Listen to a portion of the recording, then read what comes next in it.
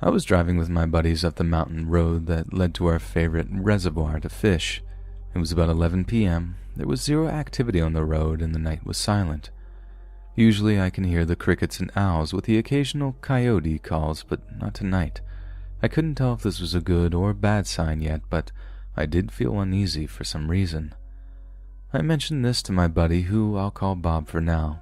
He said he was also feeling a little on edge for some reason. Luckily, Bob had his carry permit and his .45, so we ignored this tension that was building up and parked at the turnoff that leads to the hiking trail. It's about a 2-mile hike to our spot from the turnoff into thick trees and brush.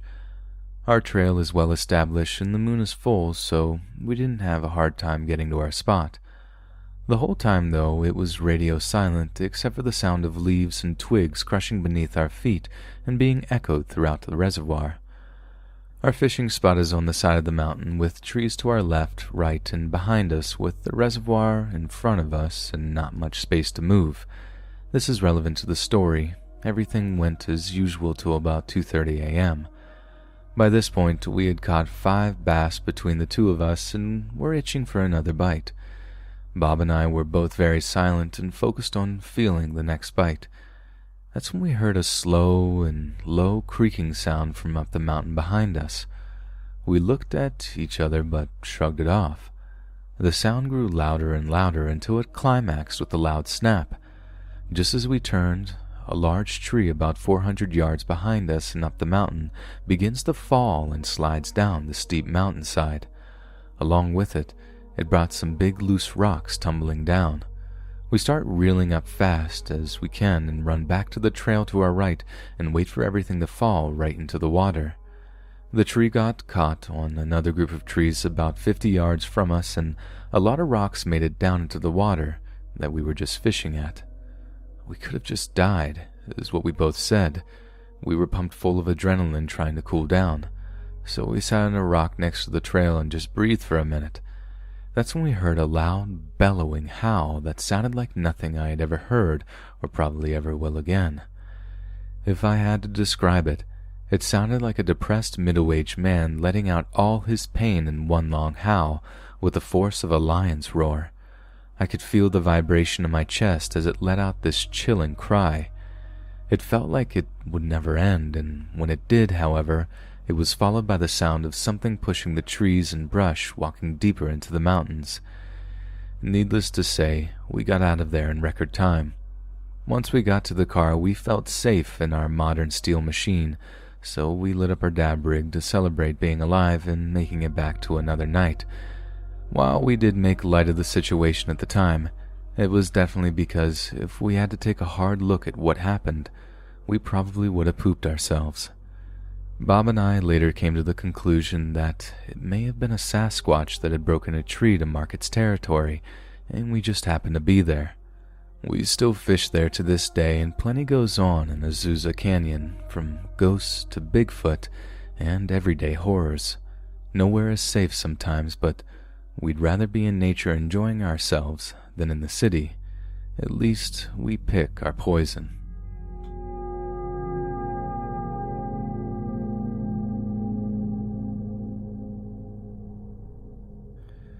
I'm from a rural small town in the Midwest, and growing up I was super religious and fascinated by paranormal stories. Seriously, I loved the Travel Channel when I was in grade school. I would always watch those true ghost story shows that had the dramatic recreations. I used to always ask my parents if they believed in ghosts or paranormal stuff, and they would always say no. Fast forward to when I was in middle school and we moved into a new house. My paranormal interests had mostly passed as I was getting older and had decided that ghosts were not real. When we moved, we knew that the previous owner had passed away in the house in what is now my parents' bathroom. Her name was Anna, and she apparently really liked smoking and baking cakes and ugly floral wallpaper. For the most part, everything was super normal. We moved in and I started 7th grade that fall.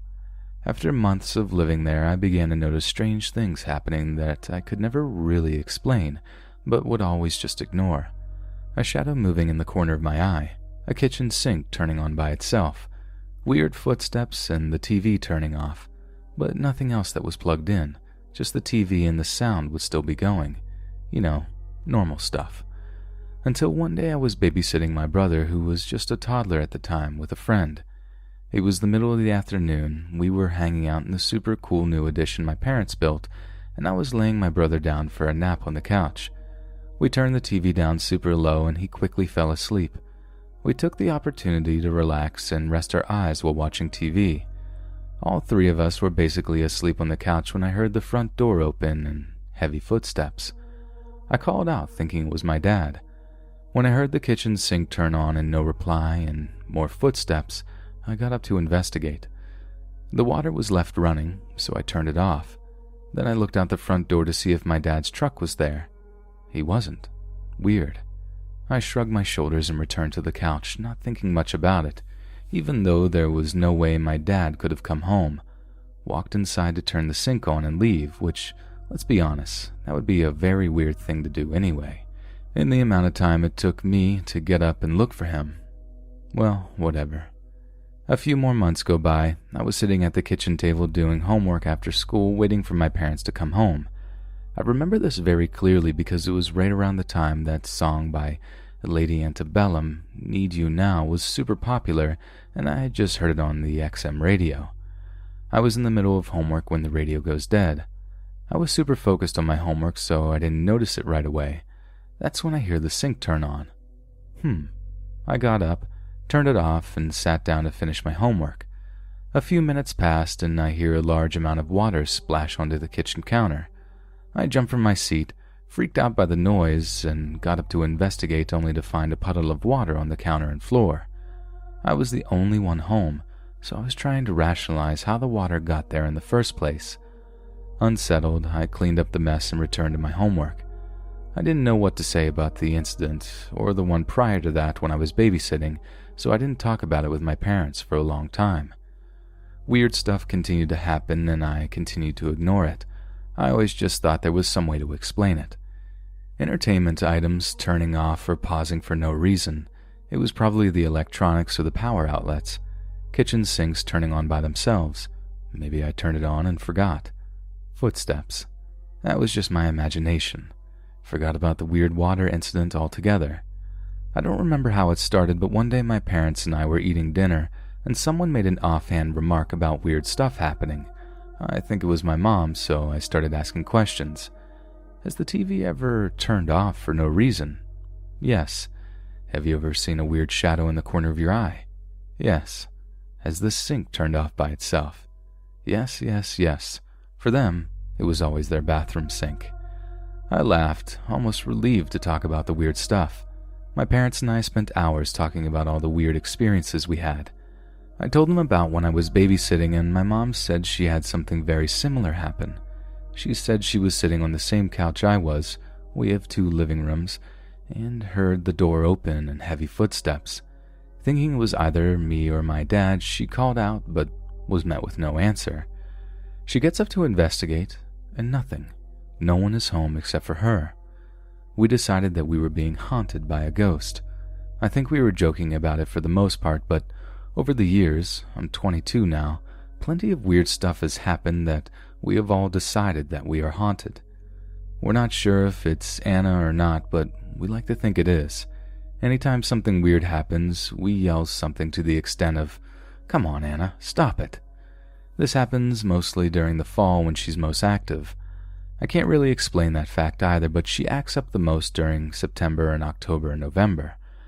Another weird thing is that she really hates heavy metal or screamo music. I used to listen to it all the time, and she would pause the iPod dock. Not even turn it off, just pause. Doesn't matter where the iPod dock is plugged in, doesn't matter which one. I've had plenty over the years, and it doesn't matter who's listening. She hates that stuff. My mom will be listening to it, and Anna will turn off the music or pause it 1,000,000 times until my mom changes the music to something like bluegrass or something quieter. Anna will stop after that, but my mom gets pretty annoyed because she just wants to listen to the music, Anna, she would yell. Over the years, Anna hasn't acted up as much. A few days ago, my mom sent me a text. I moved to a different state, about how my family recently brought in my grandparents' grandfather clock. Here's what she said. "I kid you not. We have the grandfather clock from Papa and Grandma's house, The pendulum has not swung, nor has the clock turned since we brought it home. As a matter of fact, the key to get it started is missing. All of a sudden at 5:45 according to the clock, about 45 minutes behind current time, the clock chimes. Dad and I turned towards the clock because we weren't sure if it was on Harry Potter or in our house. The pendulum on the clock is moving, and the clock face is moving. It really was the clock chiming in our house that we heard. This can only mean one thing. Anna is back. I died laughing.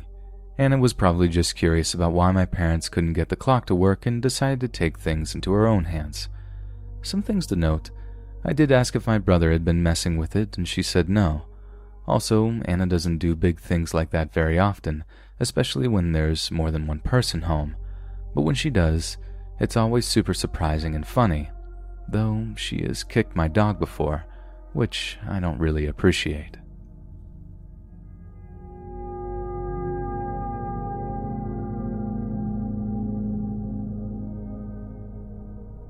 So a couple of years ago, my friend Justin got sick of living in an apartment and started looking to buy a house. Because we did pretty much everything together at that point, I was looking with him. His price range was pretty low as he wanted to pay cash, around $20 to $25K, so our choices were pretty limited. However, seeing as we live in a large Midwest city, there were plenty of fixer-uppers in that price range. So he finds a house that's less than a mile from my house. It's been vacant for just a few months and the owners are looking to sell it for about $12,500. It's a huge house, like 6 bedrooms, 4 bathrooms huge, and it really should have been a little suspicious, but it's not in the best neighborhood, so we assumed it was just a good deal. We contacted the realtor by email around 1 a.m. on a Saturday morning, and he got back to us instantly, which was weird, but okay. We met up with him the next day to tour the house. From the outside, the house seemed pretty normal. Built in the 1910s, it was a pretty typical World War I era Midwestern square frame house. It had cookie-cutter floor plan that matched the houses on either side, was painted as pleasing mint green color, and the yard, though overgrown and messy, was pleasantly large and fenced in enough for Justin's dog, and well planted with hedges and decorative trees. Past a screen and porch was the front door, and inside it was a nice entryway with a beautiful wooden staircase preserved under shag carpeting. My personal pet project would be removing the shag carpet and restoring the staircase.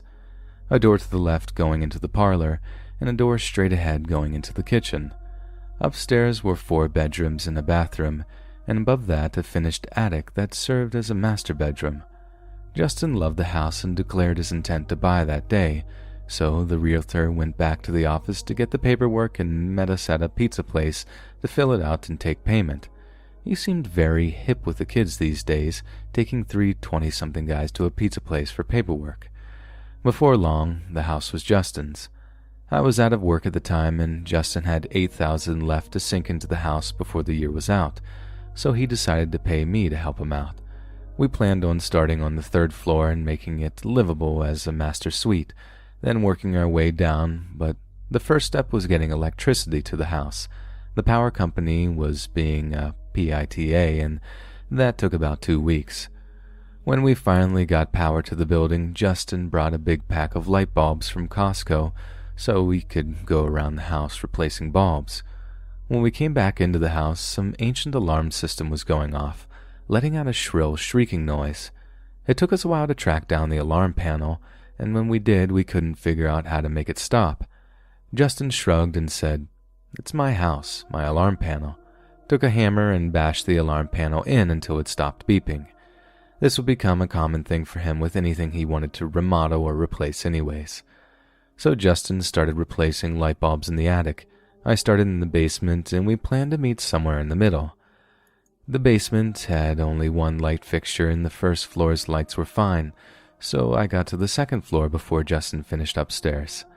The wooden stairs I wanted so desperately to restore led you to a small central room, about 8 feet squared, with doors to 4 bedrooms and a bathroom coming off of it, as well as the stairs to the attic behind a locking door. At the center was a very ugly 1960s ceiling fan light fixture. I flipped the light switch at the top of the stairs and the ceiling fan came on. Now the house had been abandoned for some time and the plaster on the ceiling had started to come down, so the fan comes on and starts throwing plaster and dust and paint chips everywhere. I let out a startled shout and Justin starts to come running. I turn the fan off and he comes down to find me covered in dust and plaster, chuckling and saying, "I think this fan works." Justin looked at it and said, "That's an ugly fan," and jumped up and pulled it out of the ceiling. There were no wires going to the fan. They had been capped off long ago. Neither the fan nor the light fixtures should have worked, but they both did, and they both threw crap all over me. I suppose it could have been wireless, but it looked really old for being a wireless fan of some sort. So we finished putting in lights. We found a bunch of tax receipts squirreled away in one of the bedroom closets that told us that the house had been bought in the 60s from a developer by a man with the surname Gines.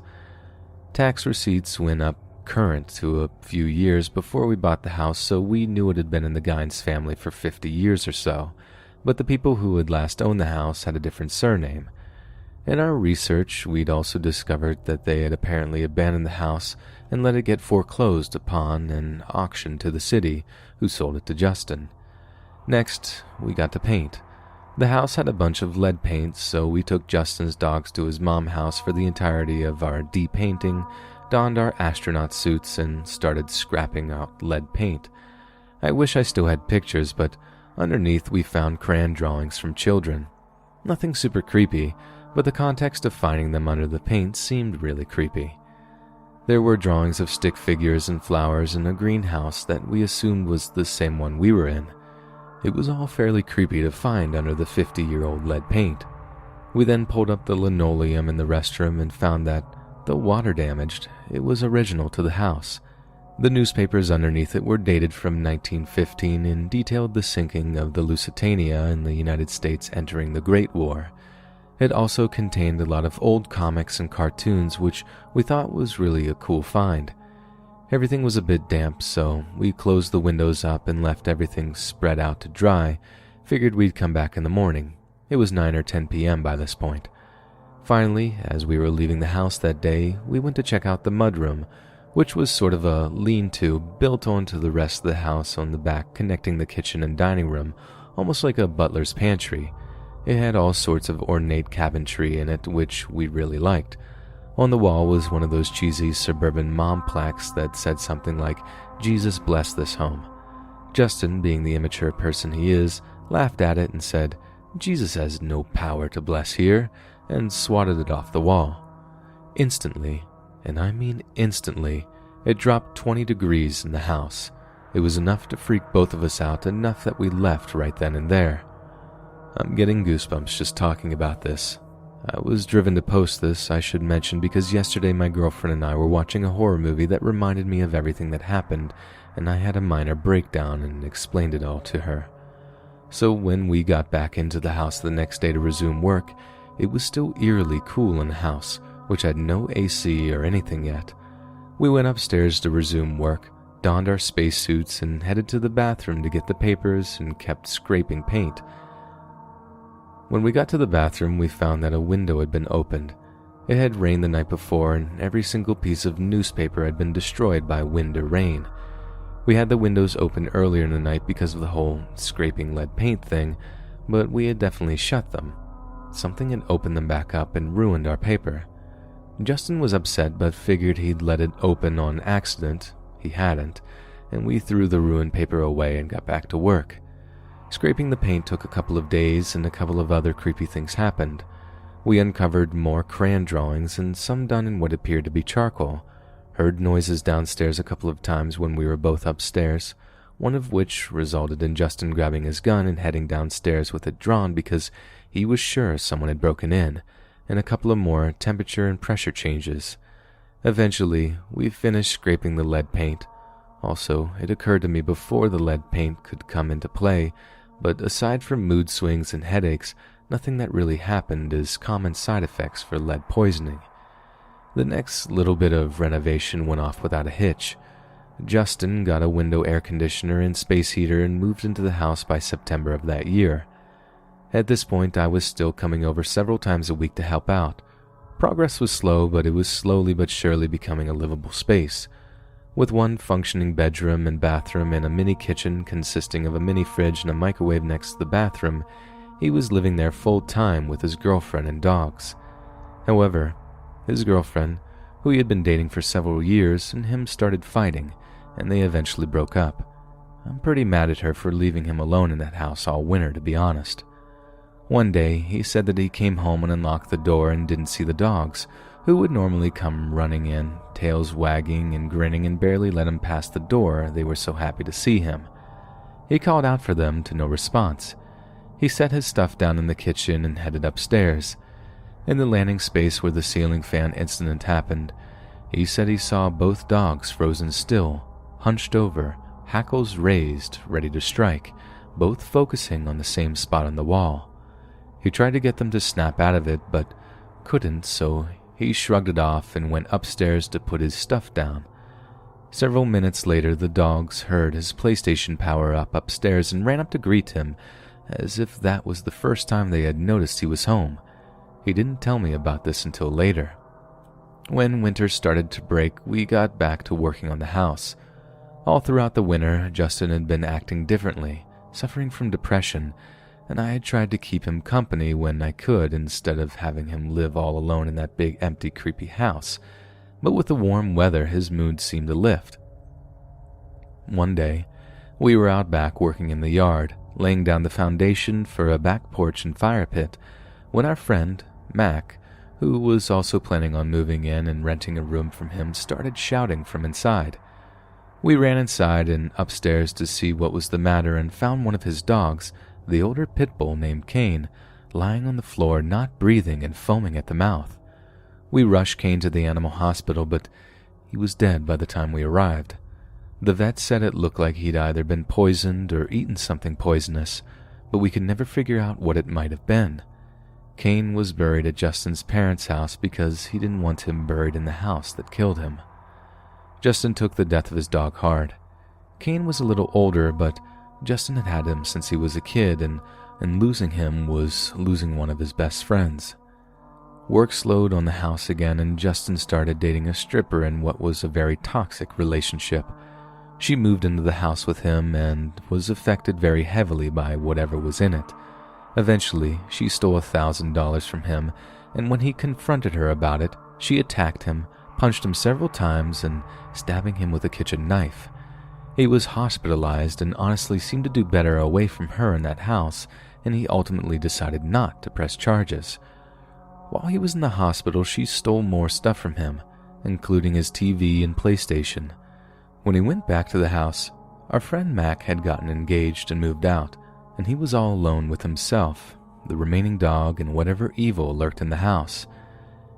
Justin asked me to move in with him, and I almost did, but every time I stepped into the second floor of the house at this point, I felt this awful, heavy, dreadful feeling, like something in there definitely didn't want me there.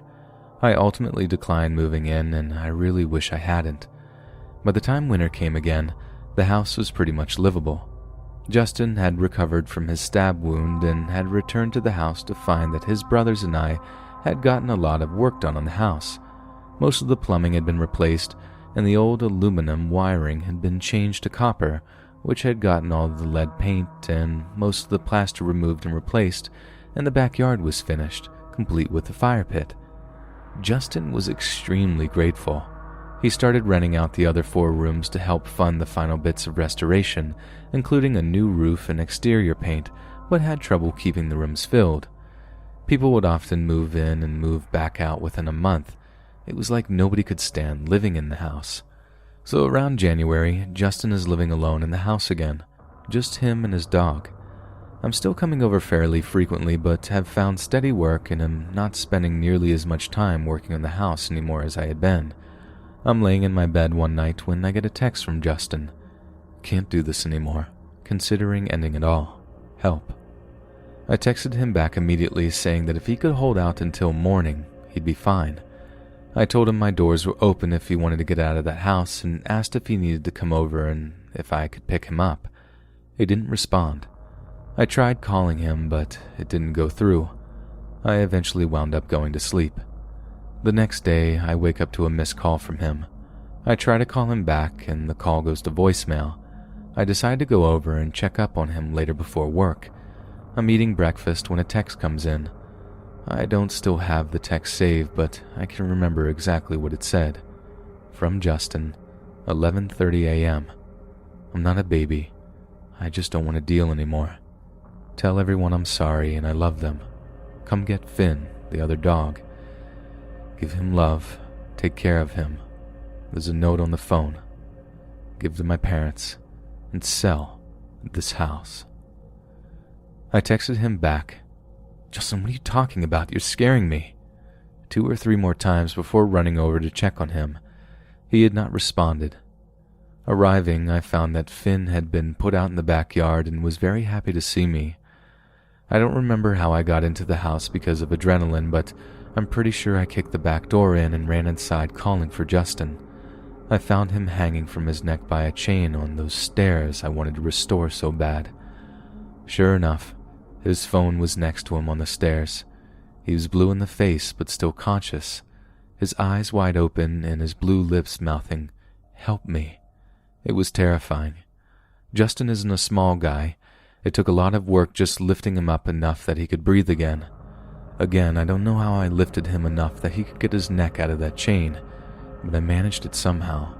Again, adrenaline is a crazy drug, I guess. He sat on the floor gasping for air and massaging his neck as color returned to his face while I asked him what he was doing over and over again. Finally, he said, "Let's get Taco Bell. I need to get out of this house." Justin wound up moving out of the house before nightfall and going back to live with his parents. As far as I know, the house is still sitting there empty. He doesn't want to sell it because he doesn't want someone else to have to deal with whatever's in that house. I think he plans on tearing it down and using the land for something else, but the city has the land zoned residential, so who knows how long that'll take. He's now living in an apartment with his new fiancée and their 1-year-old kid, which tells you how long ago this was. Finn is still alive and well, and Kane is sorely missed. I used to drive by the house all the time as it's on a somewhat major thoroughfare just off the highway, and I've been avoiding it as of late. I haven't stepped foot in the house for more than a year now, and I'm glad of that. Whatever's living in there clearly wants to be left alone.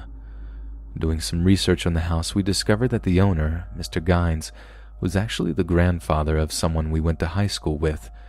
When we asked him about it, he said that his grandpa took his own life in his bedroom on the 2nd floor in 2007.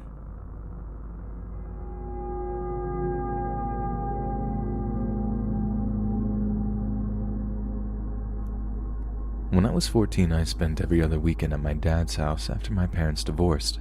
My bedroom there was down a long hallway and was the last room on the left. My dad's and stepmom's room was across the hallway from mine to the right side. It was around 11:30 p.m. and I was lying in bed watching TV with the bedroom door open.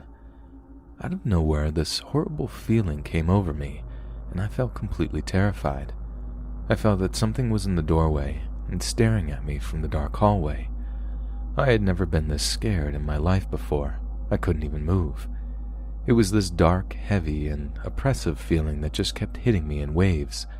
I couldn't physically see anything, but I knew 100% that something was there. It was blocking me from getting to my dad even if I could move. This went on for about 15 to 20 minutes. I then felt it move over to my window on the right side of my room. I felt whatever it was now watching me through the window. I started to hear faint scratching from my window. I began to pray. I had been trying to pray, but for some reason it was difficult. It was hard to get the words out, let alone think them. I finally felt safe enough to run out of my room and across to my dad's and wake him up. I told him I felt like something was outside my window. He got up and searched around the whole outside of the house and found nothing. I was still so shaken up it was hard to fall asleep. I finally did at around 4 a.m. In the morning, I called my mom and told her what had happened. I actually started to cry when telling her. Something had been in my room that was terrifying and full of hatred. It was, and still is, very hard to explain. Fast forward about 2 years, I'm hanging out with my mom and older sister. I'm 16 now and my sister is 24. Something in the conversation made me start talking about that night. My mom and sister started acting all weird and giving each other looks. I kept repeating, "What? What?" And why were they acting so strange? My mom finally says, "Well, we didn't want to tell you before because we didn't want to scare you more. But your sister called me that same morning before you and said something evil had visited her that night too." My sister says the same thing happened to her. A dark presence woke her up at about 1 a.m. She woke up with a feeling that something was on her chest. She told it loud, "You are not welcome here," and began to pray. She says she actually saw a black mass fly up above her, and it was then flung backwards out of the window.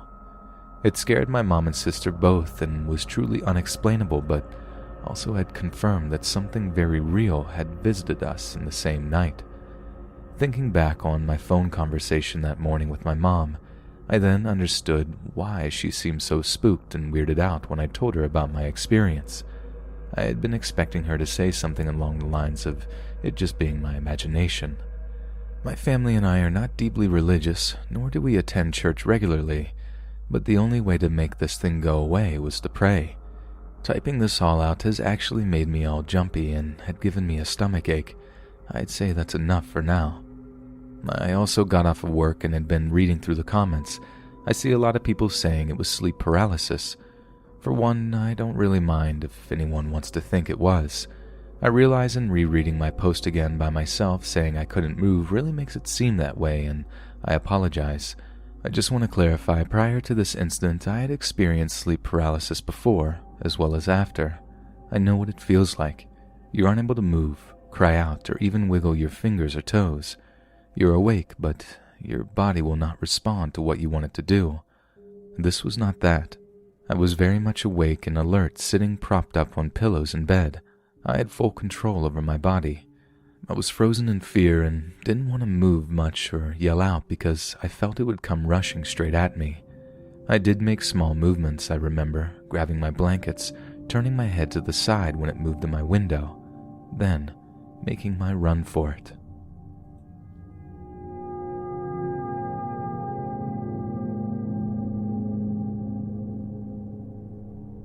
So I was at work last month, and I had my phone with me as usual. I know I had it because I and my boss were working in an apartment building fixing a toilet that was leaking into the unit below. We were using our phones to communicate, flush the toilet, turn on the tub and sink, and shut it off. When done, I set my phone with my unused tools, cigarettes, drink, all the important stuff kept together. About an hour later, my boss gets a phone call from my phone. Someone found it laying in the middle of the street, close to our office, about 10 miles away in another city. I have 2 witnesses to this, and we are all baffled.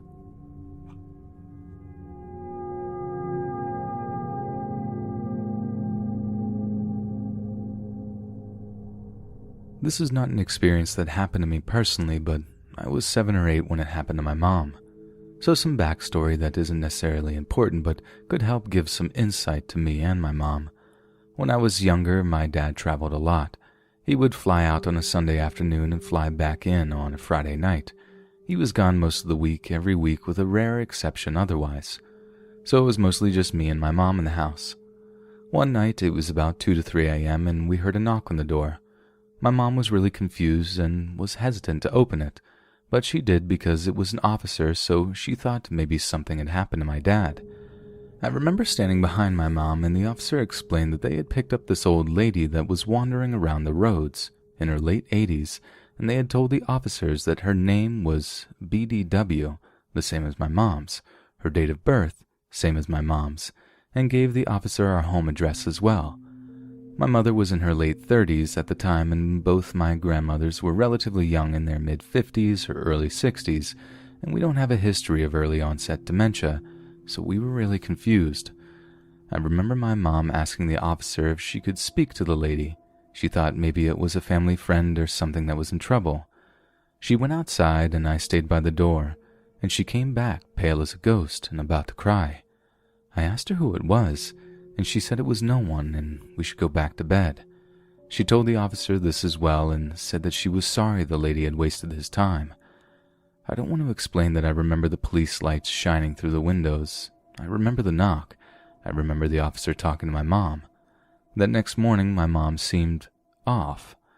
My mother was always cheery and the perpetually happy person, but that morning she was not, and I wrote it off as she was tired from the previous night. When I was about 14 or 15, it crossed my mind again, and I asked her about it. She said she remembered it, and the lady in the back of the police car was her grandmother, my great-grandmother, Odina. This would not be so strange, but I never met Odina. She died 6 months to the day I was born. I was born on the 7th of January in 89, and she had died on the 7th of July in 88. I asked her if she actually spoke to her, and she said she did, and that she had just wanted to check on her and see me. My mom was her favorite grandchild, and we had several trinkets in her house that she gave Mom. Mom is a very practical person and honestly does not believe in the paranormal at all. I'm not really sure how she justified it all these years, but she swears that night that she spoke to her grandmother in the back of that cop car. I thought maybe I had dreamed it, but before I posted it here, I called her to verify this did in fact happen, and it wasn't my weird little brain making it up at the time. Another odd thing was that the cop just left and we never saw him again. I was never quite sure what to make of this, since it was a spirit in his back seat, or maybe the whole thing was some spiritual paranormal thing. But I think my skeptic of a mother was happy it did happen, since she never got to say goodbye to her grandmother.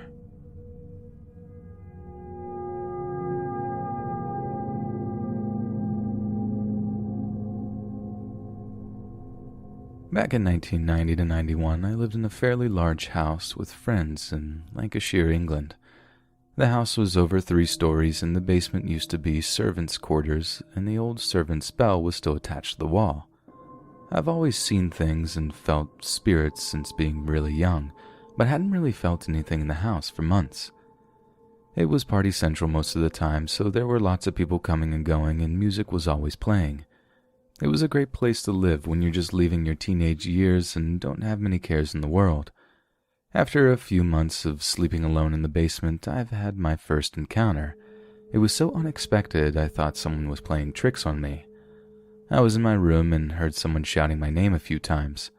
After calling back and getting no answer, I searched the other 3 rooms to see if someone was joking around.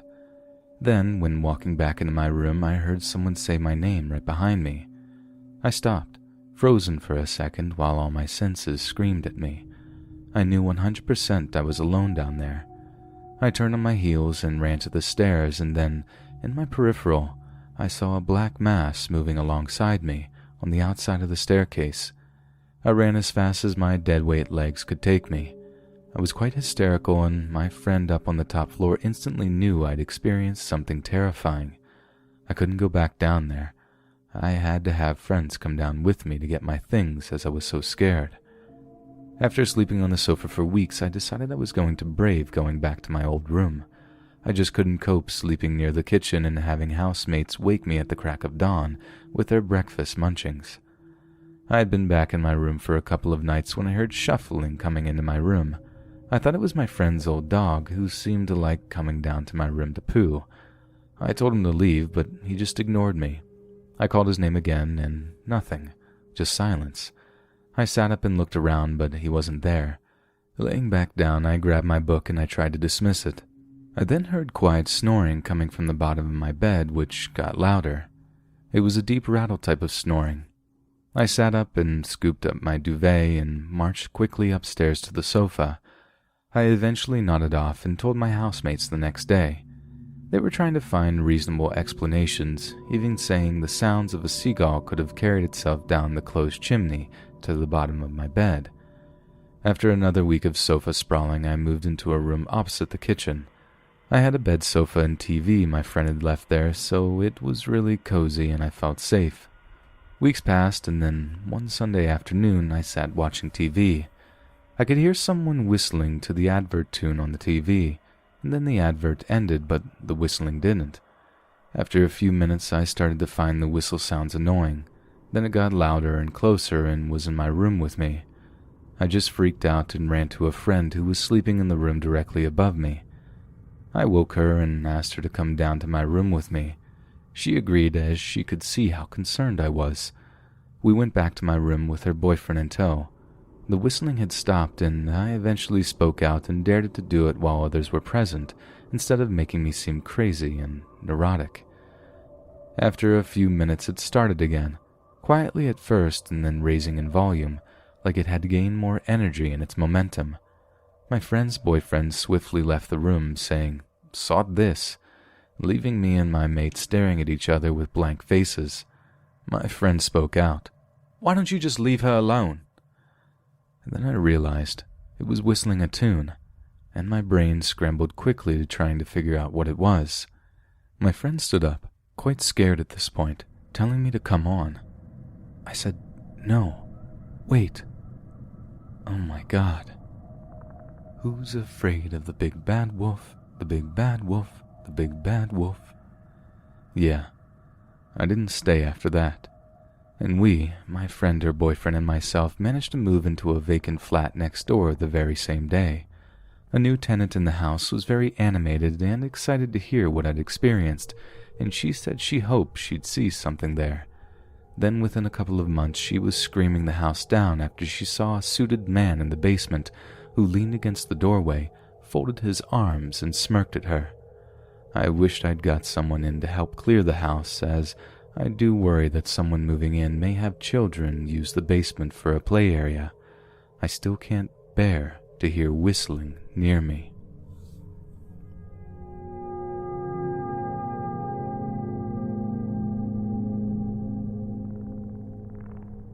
I work at a funeral home in Florida. Part of my job is that I go on removal calls, which is exactly what you hope it isn't. Dead bodies don't bother me, and I'm the youngest, closest to fit guy they have, so if we get a removal call for someone of any decent size, or in a house that could be awkward to maneuver in, they send me and one of my coworkers to bring the deceased back to the morgue or crematorium. Anyways, early this morning, my phone rings and I get asked to remove a man from his home a town over.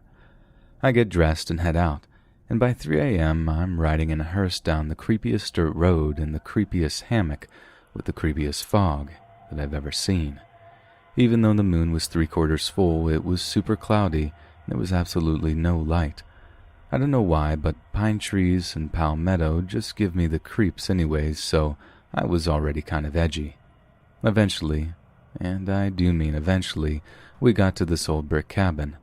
I know we weren't actually very far out, but just the general vibe of the destination made it feel like we were a good 30 miles from any point of civilization, or 20 miles from the nearest Taco Bell. We get out, and my coworker, Al, knocks on the door. Now, Al has been a funeral director since long before I came aboard, somewhere around 25 years or so. He's as old as he is short, as he is round, and by this point he's pretty much seen it all, so I tend to just follow him. He knocks on the door once, twice, 3 times, with no answer. He asks me to go around and see if I can spot anybody through the windows. I walk around this entire house, and the first thing I notice is that all the blinds are open and all the lights are on, but there's nobody in there, not a soul in sight. I report my findings to Al, and when he reassures me that we do in fact have the right house, I suggest we call them and let them know we're here. He responds by taking a short moment to consider my opinion, before opening the door and waddling inside like the trooper he is. I'm obviously not thrilled with the idea of going into someone's house unannounced, but I followed anyway because they were expecting us, given that they called us and all. Besides, I was getting more creeped out by the minute and didn't want to be left alone. The front door led to the laundry room for some reason, and from there we make our way through the kitchen, living room, and dining room. All the while, Al is calling out to absolutely no response. The only sounds in the house was a baby monitor on the dining room table, which emitted constant static, as well as echoing Al's shouts from the other end of the house. Eventually, we made our way up to the hallway. I called it the hallway because once you've reached it, the entire house completely changed. Up until this point, every room had been well lit with very warm lighting, pleasantly decorated and nice and roomy. It was actually really inviting. Once you got to the hallway, however, it becomes very dim, completely plain, and so cramped that Al had to turn sideways to make it through, and that entire half of the house was like this. It's like they just gave up on building halfway through. I feel the need to draw so much attention to this because it was just such a sudden, abrupt, and massive change from the rest of the house. My first thought was that this half was just an add-on, but no. The front door was in the middle of the hallway. Everybody just used the laundry room door because it was closer to the gate and easier to maneuver through. Plus, the only very thin bathroom was on this end of the house. It was weird. Anyways, when we got to the hallway, Al lets out one more hello. Right on cue, a cowboy materializes just around the corner and speed walks towards us with a huge smile on his face, coming to shake our hands.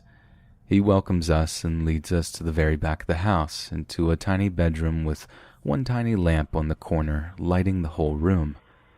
In this room was the cowboy, his mother, his deceased father, and the father's nurse. It was here that I noticed the other baby monitor, the one that was picking up Al's shouts and playing it back on the other side of the dining room, but nothing else, which means they could hear us calling to them, but nobody said anything the entire time, and the cowboy didn't move until a solid 45 seconds later when he sped walk into the hallway.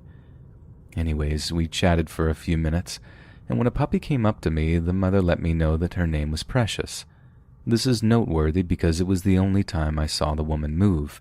In fact, when I first came into the room, she was blankly staring at a wall, and I initially mistook her for the person we were here to remove. It's also worth mentioning that she just disappeared at some point during the removal. Like 1 minute she was there, and when I took my eyes off of her for a second, both she and Precious were gone. I was standing in the only doorway, and I don't remember either one walking past me.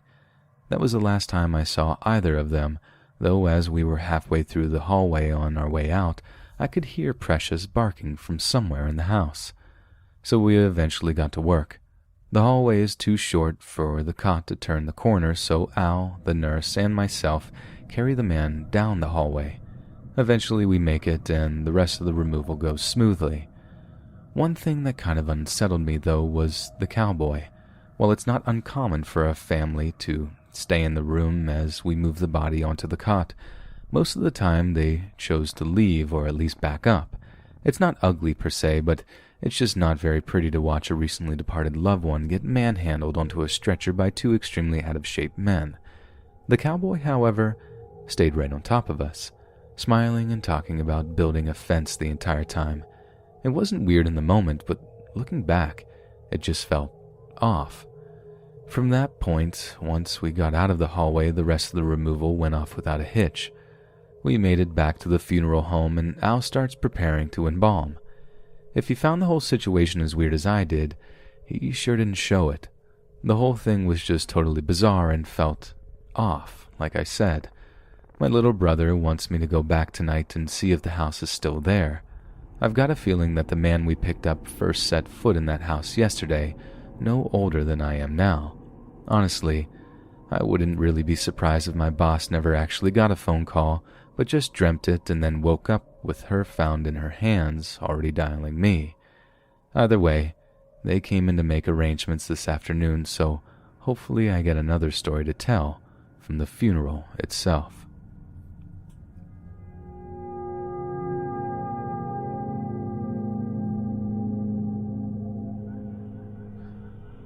So my aunt and uncle went on a week-long vacation and asked me to come feed the dog every day. They live 15 minutes away in the middle of the countryside, but it's actually on my way to work, so I said yes.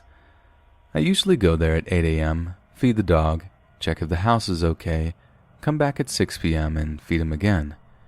Yesterday I had more time as I had a day off from work, so I stayed there throughout the day to play with the dog.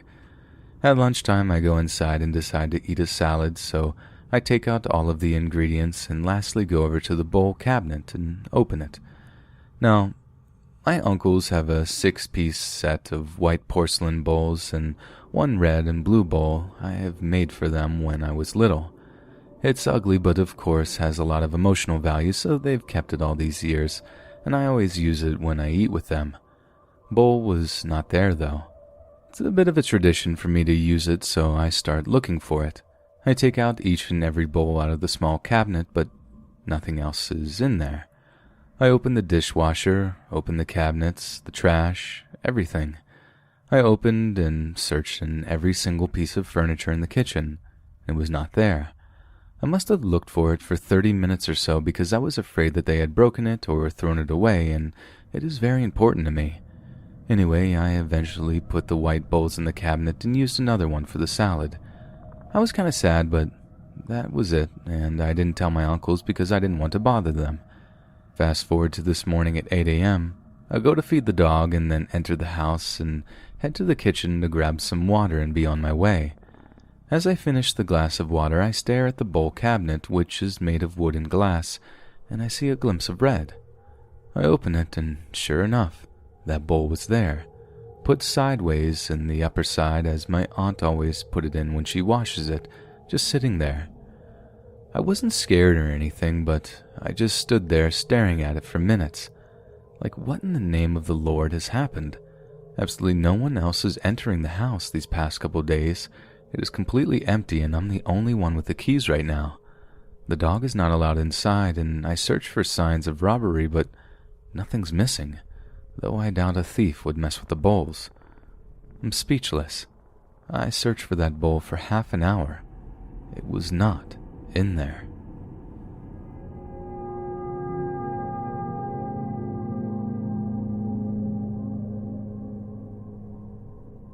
I'm active duty Air Force, and I was PCSing from Las Vegas to Georgia. I had one of my girlfriends drive with me because it was just my 6-month-old son and me, and that's a super long drive alone. Anyways, we left Vegas way later than I wanted. We were supposed to make it to Albuquerque that first night. My goal was to be off the road by 8 p.m., but we didn't leave Vegas until about 1:30 p.m., and with a baby that still took bottles and was in diapers, you can imagine how that goes. So we were driving through nowhere, Arizona at like 10:30 p.m., and it's late and kind of scary. No cell reception or random little towns for miles. My friend and I are BSing about random stuff, and it gets eerily silent between the both of us, like chills and hair sticking up on the back of my neck. She said, "I don't want you to think I'm weird, but I just had a vision, and there's something on the side of your car by your son's window." Before she said that, I could feel something trying to get me to look out my mirror and window, but I kept my eyes on the road. She said, "I don't know what this is or what the feeling is, but it's truly evil, and I could feel it too." Thankfully, I had one of those things on my window to keep the sun off my son, so it was blacked out, so my son wouldn't have been able to see anything. But I started driving faster and stopped at the next town because I was so shaken up by that encounter, or whatever that was. I just wanted to be inside my hotel room. I parked underneath the light in the parking lot and grabbed some diapers and formula and left everything in the car. I went back out the next morning and everything was fine, but I couldn't shake that feeling that night. My friend couldn't either. Now I'm in my 30s. I've been in combat situations, so I wasn't just being a girl, but whatever feeling that was, I don't ever want to feel it again. After doing some research, it could have been a skinwalker.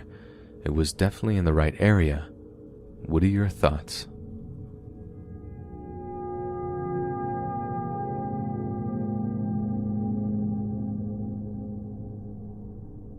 I was around the age of 15 when the story took place, and yes, as I have stated before, these are true events that have happened throughout my life.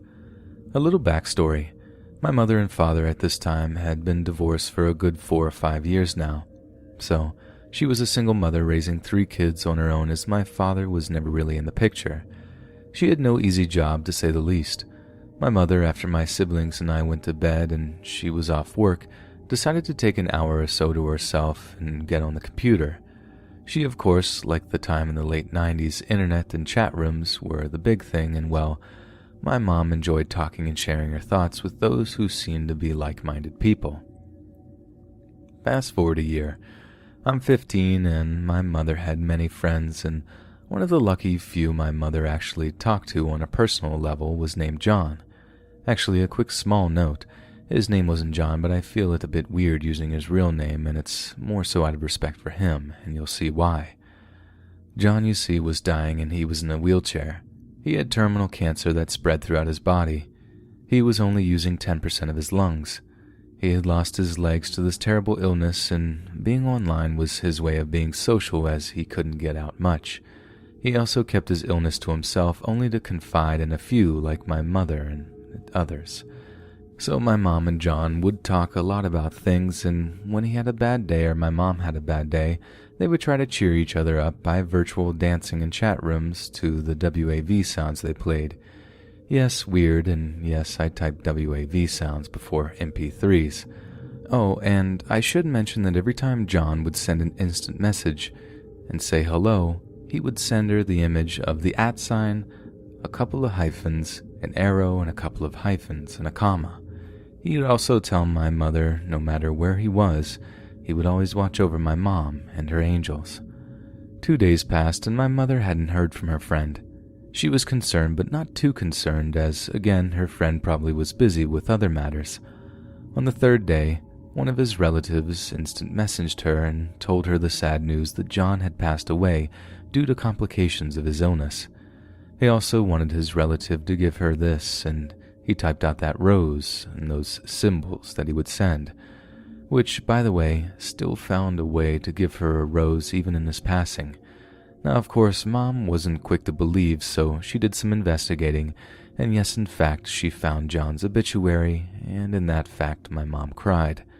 Another small note, one of my mother's hobbies is painting, and she had shared many of her paintings with him through email, and John loved them. This is where things get weird. 3 days later, I am sitting on the couch watching TV in the living room. My sister and brother are in bed, and my mom is on the computer in the living room off on the other side of the room. It's quiet, and then, in the front room of our home, that my mother called her studio, we hear a loud thud. Now, we both stop what we were doing and look at each other with that, "Did you hear what I heard?" look. I just slowly nod. We were in the country in the Outer Banks of North Carolina, and I don't know what my mom was thinking, but I was afraid that someone was in the house. Then I found myself saying to my mom, "Maybe it's a mouse." I probably did this to help my mom feel better and at the same time trying to calm myself down. I knew though that for a mouse to make that big of a thud, it had to be one of those rats from the movie or the book The Princess Bride. You know, ROUS. Mom gets up from the computer, walks over to the closet and grabs one of my old metal softball bats that she named Bubba and headed toward her studio. I follow. When stuff like this happened, I tend to make jokes, calling it a coping mechanism. So I comically pictured someone watching this scene on TV throwing popcorn at the screen, shouting not to open the door and calling us dumb. So yes, dumb as we were, my mom opens the door, quickly flips on the light, bat held high and ready to hit whomever was in her studio. I watched as she lowered the bat as there was no one there. It was a small studio, so you could clearly see everything in the room. Window, etc. was locked. Nothing. I watched my mother look around and then her eyes stop on something, and the look on her face was easily described as pure confusion. I follow her gaze to a painting face down on the floor halfway across the room. Her eyes then moved to look behind her, to see her easel which had that painting on it before. I only know that the painting was on it because out of my mother's mouth was, "I left my painting on the easel before I made dinner. How did it get over there?" She looks at me for answers as we stare back at the painting across the room. Right. Weird. I had no words and I watched as my mother moved over to her painting, picked it up, inspected it for damage, seeing none, and just put it back on the easel. We don't say any more about it that night, and I go to bed, and she does too. So on the next day, my mom and I say nothing about what happened the night before, and we go on about our days. Again, that night, Mom's on the computer, I'm in my room. I hear a loud thud coming from the living room where my mom was. This time, my siblings and I run to see if my mom was okay, afraid she might have fallen or something. We found Mom staring down at a painting that had been on the wall for years now on the floor. Her face said it all. While she was busy doing her thing on the computer, the painting somehow just fell off the wall.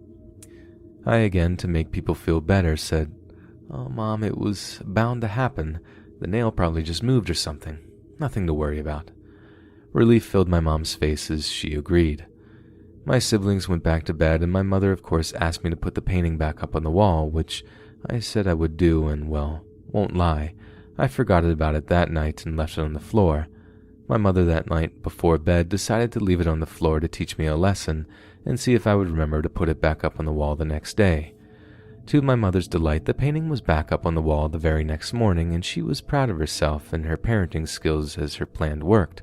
Her darling daughter actually put the painting back on the wall like she had asked. So she found me out in my room and said, "Honey, I want to thank you for putting the painting back on the wall."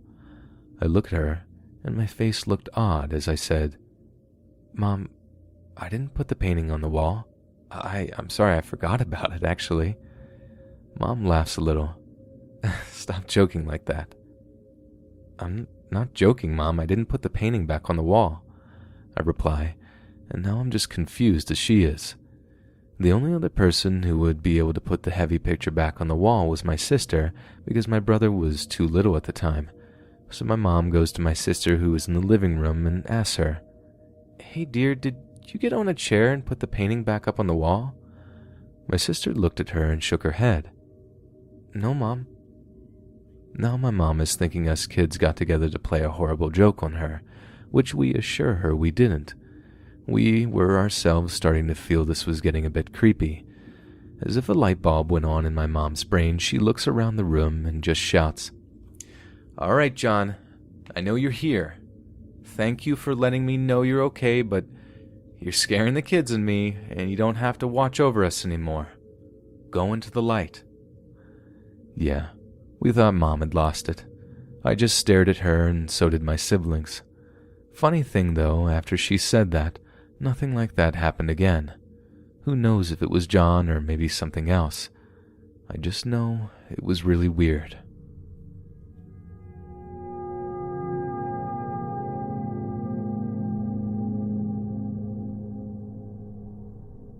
I was 18 at the time, and I haven't left the island where I live. Halloween is coming soon, and all I want to do is go on a paranormal investigation at a real haunted location and maybe see a real spirit. I'm talking to my cousin, Mom, everyone that I'm close to, how I want to do this, go hunting, and I want to see a spirit. Halloween comes and goes, nothing, we don't go on the investigation. Instead, I go with my siblings to my cousin's house to hang out.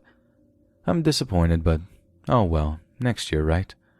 2 days later, my mother, sister, and brother and I are in the living room watching a movie. The movie ends, my brother and sister head to bed. I stay with Mom on the couch to watch another movie. We both fall asleep halfway through, when I am woken up by this overwhelming masculine but feminine smell in my nose. It was as if someone tried to drown me in perfume and cologne at the same time. I blink awake and then peer over at the TV to see a very tall white mist blocking the TV in front of the coffee table. The light of the TV gives it a glow and I stare at it. I blink again, rubbing my eyes to make sure I am seeing what I am seeing, and my body is frozen in a mixture of emotions, fear, excitement, and confusion. I know my mom is asleep on the other end of the couch, so without my eyes looking away from this white mist, I gently kick my mom in the leg, which she startles awake and blinks. I whisper, "Tell me you see that mist." My mother's confused, but she looks at me and then toward what I am staring at. She replies after a moment of silence, "I don't see anything." My heart sinks, and I'm now thinking I've gone insane. Whatever I am seeing isn't real, and then I hear from my mom, "You really need to learn how not to put on so much perfume." If it wasn't for the fact this comment made me feel relieved I wasn't going insane, I would have been very annoyed with the woman. The mist didn't move, just stayed there in a straight column of white. I whisper back to my mother, "I'm not wearing perfume. It's not me. It's the mist in front of the TV." At the same time I say this, the mist moves. It rather glides forward towards me and disappears. I don't know about Mom, but I had a hard time sleeping the rest of the night. Hey friends, thanks for listening. Be sure to subscribe and click that notification bell to be alerted of all future narrations. If you got a story, be sure to submit them to my subreddit, r/Let's Read Official, and give and receive feedback from the community, and maybe even hear it featured here on the channel. And if you want to support me even more, grab early access to all future narrations for just $1 a month on Patreon, and maybe even pick up some Let's Read merch on Spreadshirt.com. Links in the bio. Thanks so much, friends, and I'll see you again soon.